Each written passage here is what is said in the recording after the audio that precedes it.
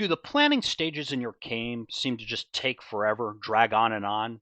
Hi, welcome to Tabletop Tip of the Day. My name is Storm Cook. Today we're talking about too much planning going on at the table, too much time spent. Sometimes players spin their wheels. Perhaps you're a player who spins their wheel, trying to come up with that perfect plan and probably contingency or three. Listen, planning is good. It's a necessary. It's a part of the tabletop gaming. It gives the GM an indication of where the players want to go and what they want to do. It also gives the players a shot at creativity and thinking outside the box and problem solving. And so, hey, it's a really important thing that goes on. But when it goes on too long, it can bog a game down. And it just slows things to a halt, and that can be very frustrating. So today we're going to take a look at maybe some ideas and tips on how to make that process more streamlined, easier, and faster.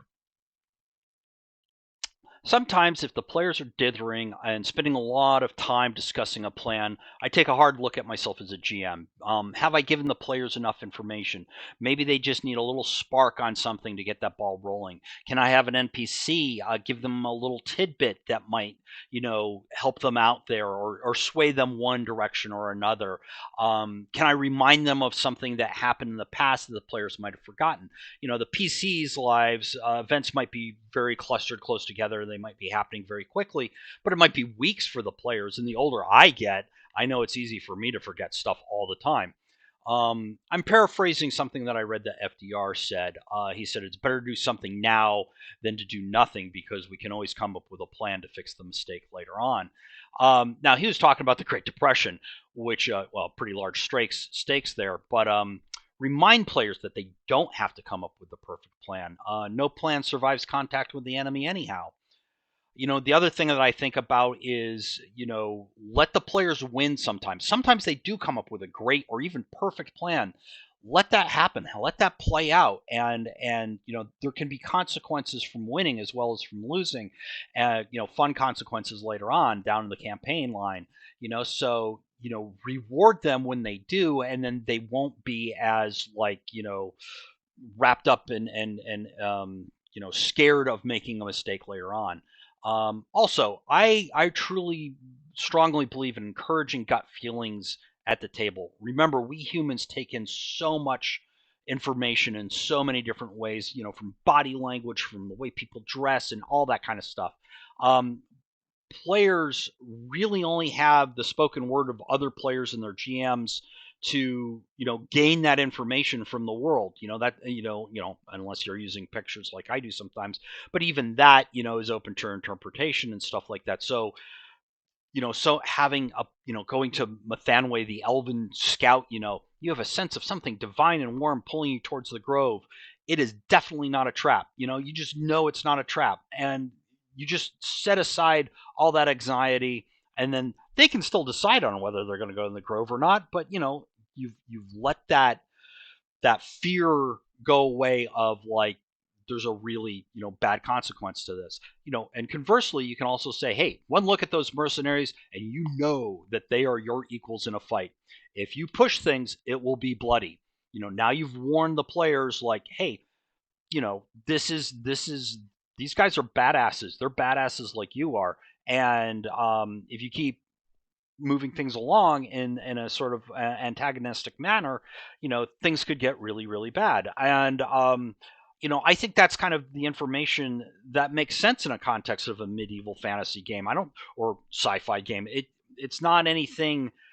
You're not breaking the meta and giving them information that they can't have and expecting them, to come up with a really good plan and to play smart.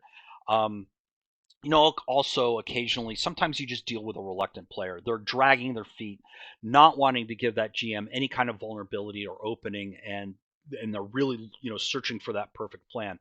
And that's when I go in the meta. Hey, I'm not going to screw you over any more than anyone else at this table. Meaning, it's the GM's job to provide obstacles and make things difficult at times. But it's the players' jobs to live exciting and dramatic lives, not to play accounting the shuffling. Apologies to any accountants who love their jobs. So don't hit them with the aha whammy also if they misread the situation, if they've been reluctant.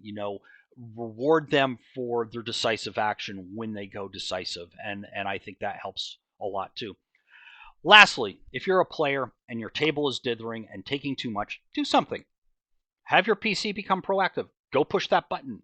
Go knock on the door of the Ogre Magi, or say it's superheroes. Go on your patrol. Call your NPC spouse. I don't know. Do something. Give the players something to work with, something for them to bounce off of, and give your GM something to work with. Don't be obnoxious. Read the room. Do something that makes sense for your character, but doesn't take fun away from anyone else.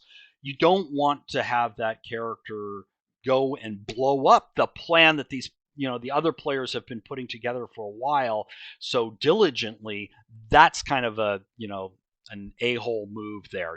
So have care when you do this, but I think there's ways of doing it that are useful and world building and good for the table.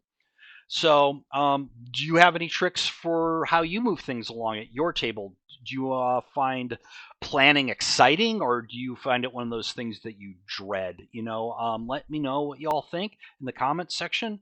Would love to do a part 2 of this if I get some great feedback that teaches me some things, and I'm sure there's stuff I've missed. So yeah. Anyways, oh, excuse me. And please hit that subscribe button. It helps me out a ton. And until next time, keep on keeping on.